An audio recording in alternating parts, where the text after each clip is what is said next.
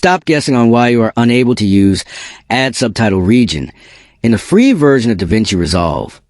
This is exactly how you unlock your captions without failing once.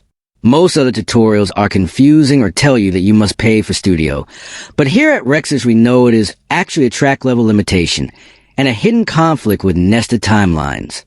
Before we fix the error, you need to understand the logic or you'll just get stuck with uneditable text every time you try to translate your video. We're going to do this hand in hand and step by step, so your subtitles look professional and synchronized.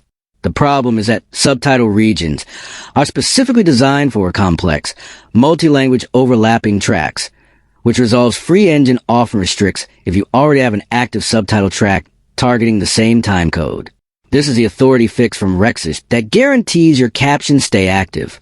You might think you need to upgrade to Studio just for basic text, but that is a distraction. The secret trick that other creators missed is that you cannot add a region if your subtitle track is locked or if you're trying to place it on a standard video track instead of the dedicated subtitle header. Now, focus up because the dopamine hit of a perfectly captioned video is seconds away. Right-click in your track header area and select Add Subtitle Track. Once the track is there, right-click the empty space on that specific track and select Add Subtitle. If Add Subtitle Region is still grayed out, it means you're trying to overlap tracks. Instead, simply create a second subtitle track, Subtitle 2, and place your overlapping text there, fixing subtitle errors in Resolve.